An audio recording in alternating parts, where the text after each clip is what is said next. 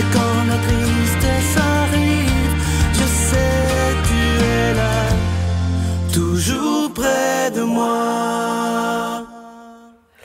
Bonjour, Sœur Angèle. Bonjour, Sylvain. Comment allez-vous? Bien, bien, bien. Oui, je vous voyais avant l'émission discuter avec notre invité. Ça va rappeler beaucoup de beaux souvenirs aux gens. Absolument, parce qu'on est presque à la fin de l'année aussi. Oui, Là. une grande dame. Aujourd'hui, Oui. Bonjour, bienvenue à votre émission La Victoire de l'amour. J'espère que vous allez bien. Aujourd'hui, on reçoit quelqu'un que vous appréciez beaucoup. Et moi, j'ai hâte d'entendre son témoignage. Marie-Josée Longchamp sera avec nous. Elle va même nous faire une chanson et un poème pendant l'émission. L'homélie sera faite avec notre ami l'abbé Robert Lemire. Et Sœur Angèle va nous parler, pour moi, d'un saint homme. Oui, Dans vivant. Vivant. Vivant. Jean Vaniel va nous en parler Absolument. tantôt dans la chronique 20 ans d'amour. 20 ans. Tantôt, C'est Sœur beau. Angèle. À tout à l'heure. Bonjour, Madame Longchamp. Bonjour. C'est une joie de vous rencontrer. Ah, moi aussi, ça me fait plaisir. J'aimerais qu'on recule dans le temps. J'ai été étonné de lire sur vous que vous aviez eu une enfance pas facile. Bien, à l'époque, c'était pas facile pour la majorité des Québécois parce que mon père, qui a été élevé en Abitibi, il n'y avait pas de route. Ma mère, moi, je suis une Tremblay de par ma mère, une Deslongchamp de par mon père. De côté de ma mère, ça vient du bout des éboulements. Alors, c'était des grosses familles qui venaient travailler à Montréal pour les pères pour gagner leur vie. Alors, moi, quand j'étais petite, évidemment, mon père était plâtrier, puis ma mère était épicière, puis sur la rue Plessis, où est-ce qu'il y a le stationnement de l'hôpital Notre-Dame, OK. c'est là qu'il y avait son épicerie. Mais il y avait 4 petites pièces, pas de porte entre les pièces, des petits rideaux. Puis il y avait une petite porte pour la toilette, mais il n'y avait pas de salle de bain. On se lavait dans le lavabo de la cuisine. Alors, pour moi, c'était pas dur parce que je connaissais pas autre chose. Autre chose, c'est ça. Parce que j'avais de l'amour. Ah oui, J'avais voilà, de c'est la l'amour, base. l'amour de mes parents. Et on avait ce qu'il faut à manger parce que ma mère avait de l'épicerie. Avait une épicerie, mais les gens qui ne payaient pas l'épicerie, il y en avait beaucoup. Ah oui. Parce qu'à l'époque, les gens faisaient leurs commandes puis mettaient ça à crédit. C'est quelque chose. Alors, c'est sûr c'est pas des enfances faciles. Non, non. Et ce qui m'a étonné, et c'est vrai, quand on regarde Marie-Josée Longchamp, on a l'impression, et là, c'est une impression, et ça, ça vous heurte, et je l'ai lu d'ailleurs, que vous l'avez toujours eu facile. Parce que vous avez toujours le beau grand sourire. Oui. Mais vous dites que c'est pas vrai, c'est une C'est rare apparence. que je raconte mes problèmes en public, pour commencer. Mais ça vient de ma mère, parce que notre mère, et mon père aussi, était une femme positive. Elle disait, c'est pas parce qu'on est pauvre, il faut qu'on a l'air pauvre. Elle était comme ça. Elle s'achetait des beaux chemisiers en soie, puis elle n'en portait pas beaucoup, mais quand elle était positive. Puis elle disait déjà avant Kennedy que si tu veux aller au sommet, pourquoi pas? Tu sais, elle avait une belle philosophie. Puis elle était ma mère, par rapport à votre thème de la victoire de l'amour, une personne avec un amour démesuré pour les êtres humains. Elle était altruiste, elle aidait son prochain. Pour elle, pratiquer l'Évangile, c'est d'abord son prochain, la personne qui était à côté d'elle. Oui, ça a été un très bel exemple dans ma vie, puis celle de ma sœur, mes sœurs, en fait. Et vous, quelle place elle prend, la foi, dans votre vie? J'ai vu que je disais que vous avez vraiment une grande foi. C'est très important pour vous. Bien, la foi, c'est quelque chose qui est un cadeau. Et c'est quelque chose qui... c'est difficile à expliquer. Ça prend, je pense, toute la place. Pour moi, je me souviens d'être tellement... Je ne sais pas quel mot utiliser, obsédée peut-être. Quand j'avais décidé, il y a quelques années, de faire de la course, j'ai jamais eu le physique de ce qu'on appelle une coureuse. Tu sais, de joggeuse, mais pas de coureuse. Mais je suis dans ma nature, ça. Il faut que j'essaie quelque chose que normalement, je ne serais pas capable de faire. Bien, je l'ai fait beaucoup avec la prière. Ah oui? Oui, parce que pour moi, avoir un défi et moral à ce moment-là, et physique, pour moi, ça va avec ma foi. Et quand on est habité par une pensée intérieure, on dirait que nos ailes se déploient. On fait des affaires qu'on on se serait jamais imaginé. Quand on comprend qu'on est habité par plus grand que nous. C'est ça, c'est ça. Alors on dirait que ça fait partie de moi. C'est pas. C'est comme... Parlez-moi de votre grande histoire d'amour avec votre mari qu'on connaît tous, Jean-Marc Brunet. On fait comment pour... Ça fait combien d'années que vous êtes ensemble? Ah, nous, on est ensemble depuis 78, puis on s'est mariés en 81. Parlez-moi de comment on fait dans les temps d'aujourd'hui, 2014, oui. pour que ça dure. Pour que ça dure. Non, mais c'est vrai. C'est risqué, là, cette question-là. Parce que c'est un homme spirituel aussi. Ben oui, c'est ça. D'abord, quand on s'engage avec quelqu'un, moi, c'est parce que je connais Jean-Marc depuis ma naissance. Je ne le savais pas. On est nés sur la même rue. On a su ça quand on était mariés. Ben oui, là, en biais de l'eau, sur la rue Berry, un peu au nord de Jean Talon. Ensuite, je l'ai connu, j'avais 13 ans. Et notre amitié, je sais qu'à l'époque, lui, de par sa nature de chercheur aussi, c'est un homme curieux de la nature humaine. Encore aujourd'hui, il est comme ça. Et il avait déjà, lui, 20 ans, 21 ans à l'époque. Ensuite, on s'est revus quand il est devenu un naturopathe célèbre à la télévision, puis j'avais eu des problèmes de santé, puis là, j'ai eu l'idée d'aller le consulter, donc on s'est revus. Et plus tard, la vie a fait en sorte qu'on était libre, et puis, à un moment donné, on se regarde avec des yeux différents que juste l'amitié. Alors, pour que ça dure? D'abord, moi, je dirais que il n'y a rien qui est acquis. Commencer. D'abord, quand on s'engage, il faut qu'il y ait comme un appel de quelque chose. Et ce qui aide à faire durer, c'est d'avoir un but commun aussi, qui n'est pas juste de se regarder l'un l'autre. Parce qu'il y a une routine à se regarder. Oui, il y a un danger. Hein.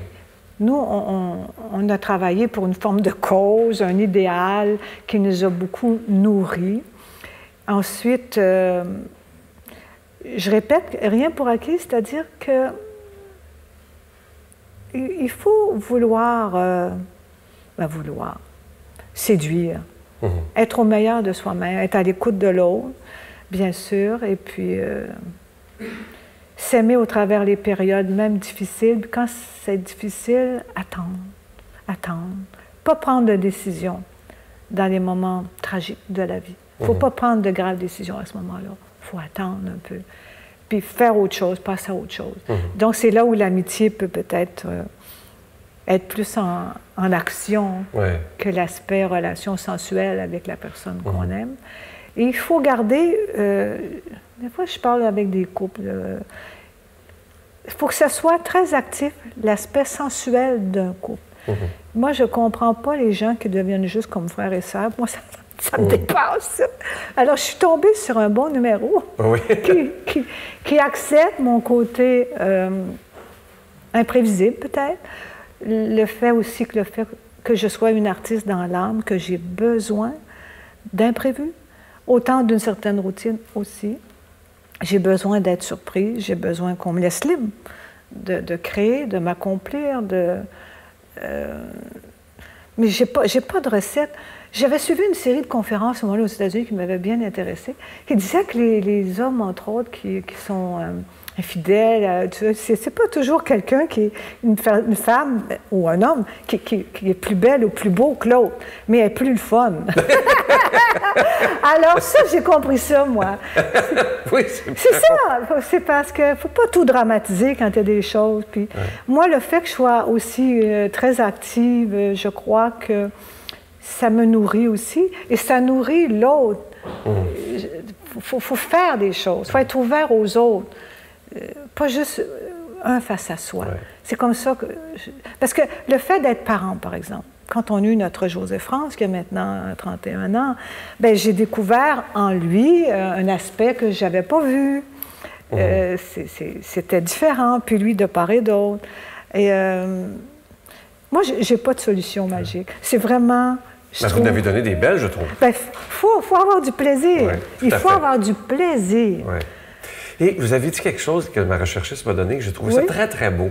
Quand vous dites que pour rendre gloire à Dieu, pour le respecter vraiment, il faut prendre soin aussi, pas juste de son âme, mais de son corps qu'il nous a prêté. Ça, on n'entend pas ça souvent. C'est indissociable, parce que l'esprit est aussi corps. Par exemple, j'explique à mes petits-enfants, mais je suis une personne moi, avec un langage simple, mais le cerveau qu'on a, nos pensées, c'est pas juste dans l'univers, c'est matériel aussi. Alors, en autant que faire se peut, parce qu'il peut m'arriver un accident demain matin, je ne sais pas. En autant que faire se peut, si je prends soin de mon corps pour la gloire de Dieu, oui, parce que c'est un beau je véhicule risque qu'il nous a d'être donné. plus heureuse et de peut-être être capable d'être plus généreuse envers les autres. Puis quand on souffre, on est mal, on ne peut pas prendre soin des autres. On a de la misère à prendre soin de soi quand on a mal partout. Alors, quand on s'entraîne ou qu'on prend des substances comme des vitamines ou qu'on mange bien, ça n'empêche pas qu'on puisse faire des folies. Mais moi, c'est facile pour moi maintenant de comprendre ça. Parce que si je suis bien, je suis une bien meilleure personne, aussi psychologiquement. Alors, si on dissocie les deux... Trop de gens dissocient les deux. Hein? Ben non, il faut être bien dans sa peau, puis on mange n'importe quoi, des cochonneries. Je suis bien dans ma peau, ben oui. On ne sera pas bien longtemps. Quand on n'est pas à notre goût, déjà qu'on vieillit, mais si on fait en sorte de bien vieillir, comme je me répète, mais dans la mesure du possible. Ouais. Est-ce que moi, dans 6 mois, je vais être comme je suis aujourd'hui? Je ne sais pas. Je ne sais pas. Mais pour le moment, pour moi, ça fait partie d'un tout. Je me suis toujours entraînée, d'ailleurs, en faisant de la méditation, on peut appeler ça quoi.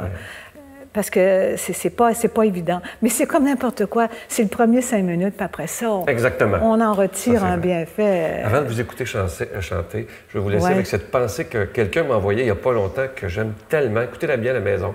Prends soin de ton corps afin que ton âme ait le goût d'y rester. Ben oui. C'est beau, hein? C'est beau. C'est beau. Je tiens à préciser que la chanson que je vais faire, c'est une chanson de Raymond Lévesque. Moi, je rends un hommage dans un récital à Raymond Lévesque. Et que ça vient juste de savoir ce matin, le 10 avril, je vais faire l'hommage à Raymond Lévesque, Marie-Josée Longchamp, dans l'univers de Raymond Lévesque, à la salle Claude Éveillé de la Place des Arts. Fait que je vais chanter cette chanson-là, d'autres, et des beaux textes aussi. Et à la fin de l'émission, on va entendre un poème. Je vous invite à aller vous installer. Avec plaisir. Merci.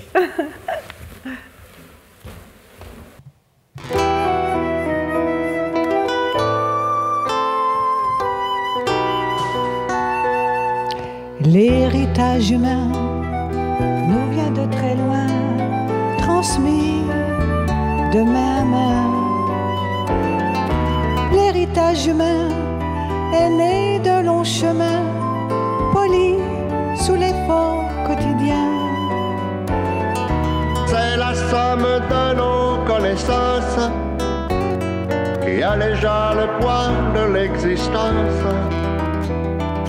Que d'efforts, que de peines muettes pour la douceur d'une maisonnette. L'héritage humain, c'est au temps lointain un homme qui avait faim. Et de son courage est né le labourage, ainsi s'écrivit dans les âges. Le grand livre de nos connaissances qui allégea le poids de l'existence. À l'effort, la peine de nos frères, joignons le nom pour le meilleur sur terre.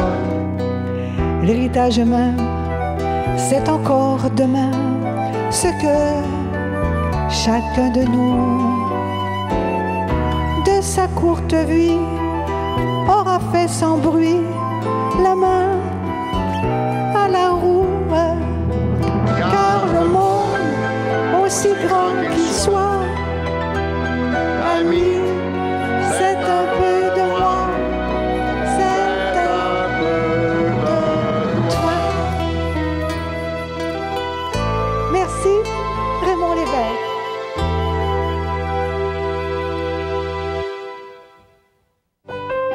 Notre Père qui es aux cieux, que ton nom soit sanctifié, que ton règne vienne, que ta volonté soit faite sur la terre comme au ciel. Donne-nous aujourd'hui notre pain de ce jour. Pardonne-nous nos offenses comme nous pardonnons à ceux qui nous ont offensés. Ne nous laisse pas entrer en tentation, mais délivre-nous du mal, car c'est à toi qu'appartient le règne, la puissance et la gloire pour les siècles des siècles. Amen. Pour une 20e année consécutive, la Victoire de l'amour en collaboration avec Voyage Intermission vous invite à son ressourcement annuel à bord du Celebrity Reflection du 10 au 17 janvier 2015. Au départ de Miami, nous ferons escale à Puerto Rico, Saint-Thomas et Saint-Martin en compagnie de Sœur Angèle, Sylvain Charon et la présence exceptionnelle de l'abbé Robert Jolicoeur. Réservation avec Voyage Intermission au 514-288-6077 ou sans frais au 1-800-465-3255. Je suis tellement content de vous parler de ce beau cadeau du mois, une belle exclusivité de la Victoire de l'amour. Et je dois vous dire que toute l'équipe, on a vraiment cherché longtemps avec nos fournisseurs pour vous donner un bel ange de Noël, collection 2014. Je suis sûr que c'est le plus beau qu'on a jamais eu. Il est très lumineux, il est plaqué argent, orné de petits zircons et évidemment, il est déjà béni. Je vous rappelle que vous le recevrez avec un don de 25 $ et si vous en voulez deux, avec un don de 40 $. Et j'aimerais répondre à la question de certaines personnes qui se demandent comment se fait qu'on est obligé de parler d'argent.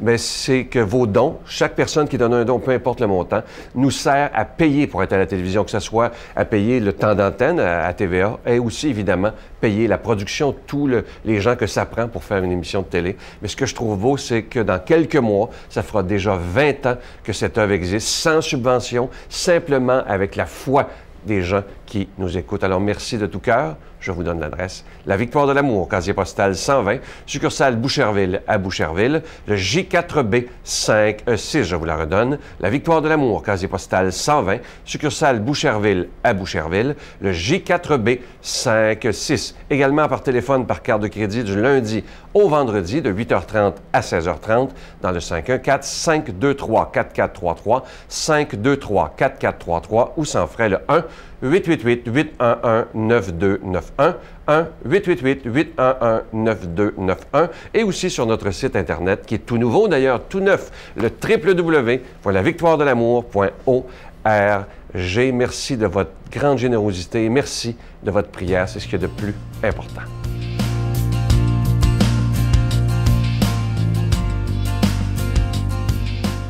Quelle générosité qu'il y a ce Jean Vanier. Hein? Ah, Sœur Angèle, vous auriez aimé ça être là, je vous le dis, moi. Ah, j'en suis sûre. Je l'adore, cet homme-là. Quand on arrive dans ce petit... Probablement, c'est en France. Oui. Et c'est assez loin de Paris. Quand on arrive dans ce petit village de rien, on voit un Jean Vanier qui est grand, il doit mesurer quasiment 7 pieds tellement qu'il est grand. Toute sa famille, c'est grand. Même son autre frère que j'ai connu, c'est père trappiste. Ah oui? Ah oui, c'est un saint. Ah oui, mais Jean Vanier, c'est un saint. On le compare souvent à Mère Teresa. C'est un homme qui, pour moi, je ne l'oublierai jamais. Vous savez, en 20 ans, j'en ai rencontré du monde. Si, je Lui, il fait partie de ceux que j'oublierai pas. Oui, écoutez bien avec quelle tendresse il nous parle de Dieu. Et vous allez voir, avec lui, c'est pas compliqué. On est assis autour de sa table de cuisine, chez eux, autour d'un café, comme deux amis. Écoutez bien ça. C'est beau. Vous savez, j'ai rencontré beaucoup de mamans et papas qui sont dans des situations épouvantables, de souffrance humaine. Tout dernièrement, on me demande de rencontrer une maman qui attendait un enfant. Elle était 8 mois en grossesse et elle savait que l'enfant avait un handicap. C'est pas elle qui a demandé de me voir, c'était son mari. Mais j'ai découvert une maman presque hystérique, pleurant. Et j'ai vu tout de suite que je ne pouvais rien lui dire. Il ne faut pas faire du blabla. Je lui ai dit, Madame, vous savez, moi, je ne peux rien vous dire. Moi, j'ai choisi de vivre avec des personnes avec un handicap. Et vous, vous n'avez pas choisi. Alors, il ne faut pas minimiser, malgré tout ce qui se fait, l'énorme rejet des personnes avec un handicap. Énorme.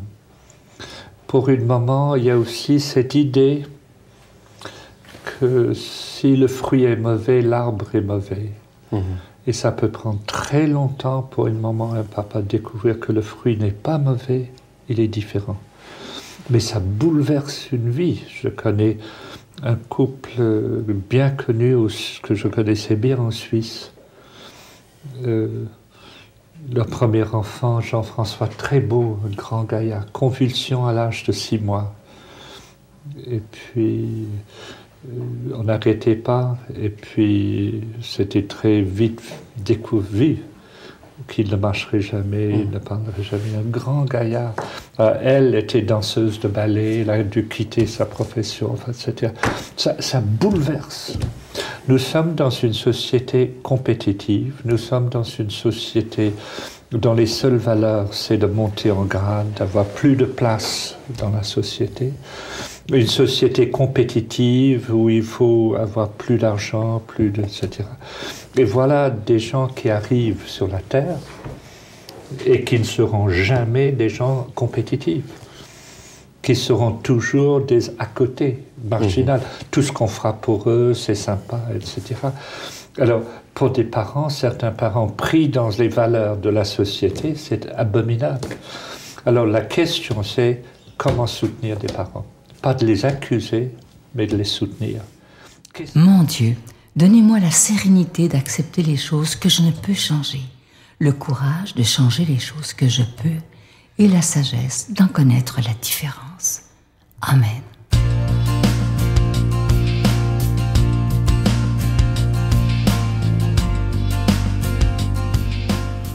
Bon matin de Dieu à vous tous. Hey, c'est-tu assez beau? Je me sens tellement en chaleur ici, c'est incroyable. Fait que je remercie de m'avoir fait une belle invitation. Puis je suis content que vous soyez là, vous autres aussi, aujourd'hui.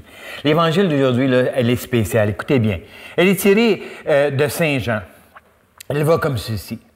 Comme la Pâque des Juifs approchait, Jésus monta à Jérusalem. Il trouva installés dans le temple les marchands de bœufs, de brebis, de colombes et les changeurs. Et Jésus, il regardait ça, puis il sentait la passion en dedans de lui. Il fit un fouet avec des cordes. Il chassa tous du temple, ainsi que les brebis et les bœufs. Il jeta la terre de monnaie à terre, les changeurs, il renversa les colombes. Attends, tu dois aller, mon vieux. Si tu t'imagines, là, tu vois Jésus là, dans une colère incroyable, puis il me semble que ça n'a pas de bon sens que Jésus soit comme ça. Qu'est-ce qui s'est passé? Puis regarde ce qu'il a dit. Enlevez ça d'ici. Ne faites pas de la maison de mon père une maison de trafic. Puis arrêtez là. Puis là, les yeux regardés, tu sais.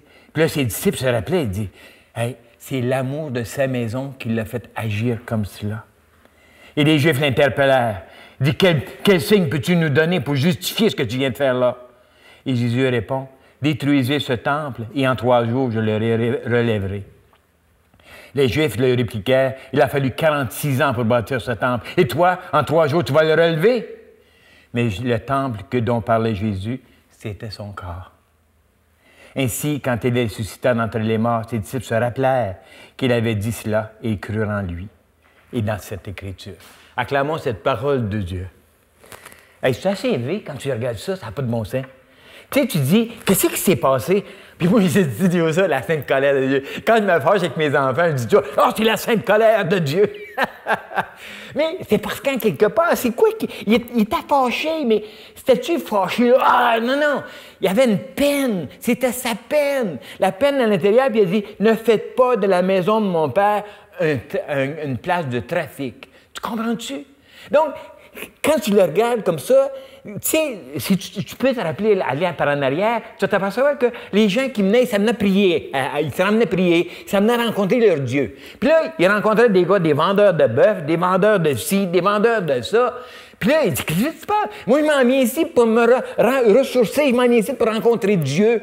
Puis je suis pas capable de le rencontrer, regarde-moi tout ça. C'est pas ça, la maison de Dieu. Tu vois-tu? Puis là, tout de suite après, quand tu as dit « détruisez-le », puis il va se relever dans 3 jours, de quoi il parlait? C'était pas le temple, la beauté du temple, mais c'était le temple intérieur. Il parlait de lui-même. Mais en même temps, regardez Saint Paul, qu'est-ce qu'il disait? Il dit « Vous êtes le temple de Dieu. Ne le saviez-vous pas? Votre corps est le temple de l'Esprit Saint qui est en vous et que vous avez reçu de Dieu. Rendez gloire au Seigneur dans votre corps. » Puis c'est ça que je trouve extraordinaire, ou que Dieu s'en vient me dire, « Hey Robert, ouais, c'est vrai, tu t'en vas à l'église, oui, c'est vrai qu'ils vendent des affaires, c'est vrai qu'à un moment donné, ils refusent des gens à communier, c'est vrai que... Ça, c'est tout vrai, là. Puis si Jésus revenait, il disait, « Qu'est-ce qui se passe ici? » Puis il serait fâché. Mais en même temps, il veut nous ramener en quelque part, puis il dit, c'est beau, il vous empêche là. Hey, il y a d'autres choses. Le vrai temple, il n'est pas là. Le vrai temple, il est ici. Il est à l'intérieur de toi. Oublie jamais que j'habite chez toi. Oh, tu comprends-tu, là? Ça fait que là, ça nous amène à une réflexion, à savoir, moi, je suis le temple de Dieu. Est-ce que mon temple à moi, il est plein de trafic? Est-ce que mon temple à moi, il est tout croche, puis il se promène, puis il essaie de marchander toutes sortes d'affaires? Ou est-ce que je prends le temps de dire, « Hey, Seigneur m'a demandé, c'est pas ça que je veux. Je veux pas des sacrifices, comprends-tu? J'en veux pas. Moi, je veux l'amour, je veux la miséricorde. » Donc, le Seigneur s'en vient nous dire à chacun et chacune de nous, « Arrête-toi là, arrête-toi.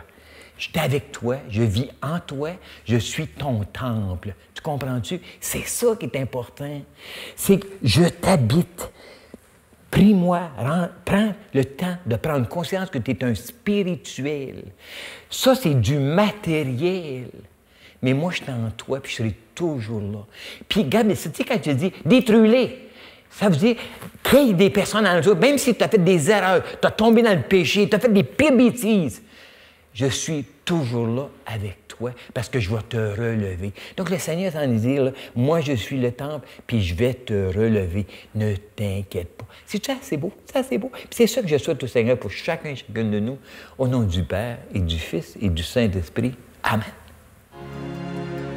Je vous salue Marie, pleine de grâce. Le Seigneur est avec vous. Vous êtes bénie entre toutes les femmes, et Jésus, le fruit de vos entrailles, est béni. Sainte Marie, Mère de Dieu, priez pour nous pauvres pécheurs, maintenant et à l'heure de notre mort. Amen.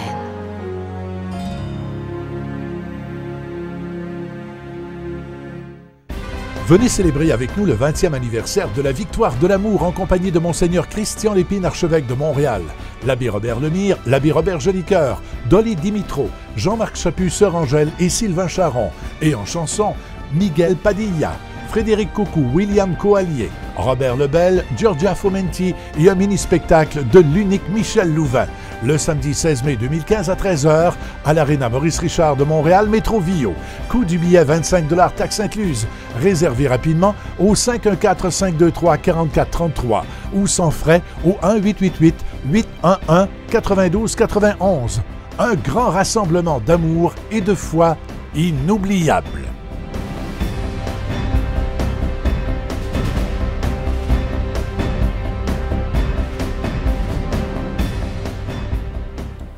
Avant d'écouter le beau poème, chère Angèle, oui. je veux vous rappeler d'aller voir notre nouveau site Internet qui est là depuis quelques mois. Aussi, cette nouvelle application pour les tablettes, vous savez, c'est tout à fait gratuit et ça s'appelle La Victoire de l'amour. Vous recevez les émissions à l'heure que vous voulez sur votre tablette et on prend le temps. Et n'oubliez pas de réserver vos billets pour le 20e anniversaire, je vous rappelle, mai 2015. Et ceux qui organisent les autobus, tenez-nous au courant, on va les annoncer. Et on écoute un très beau poème, Les peines du monde. Merci d'avoir été là. Merci. Merci. Merci On vous beaucoup écoute. aussi. Merci. De Raymond Lévesque. Hein? Lorsque je mourrai, j'essaierai d'apporter avec moi toutes les peines du monde pour qu'enfin les enfants ne pleurent plus, que les vieillards puissent vieillir sans tourment et les hommes profiter de la vie. Dans une grande valise qu'on me donnera, je mettrai toutes les peines du monde. La solitude, la faim, le froid, la peur, la haine, le temps. Et juste avant de mourir, je dirai, mon Dieu, j'apporte avec moi toutes les peines du monde. Faites qu'il n'y en ait plus jamais. Et plus tard, beaucoup plus tard, quand on ouvrira ma tombe, il n'y aura plus de valise qu'un pauvre squelette. Mais alors, s'il y a encore de la peine sur terre, eh bien, il faudra me pardonner.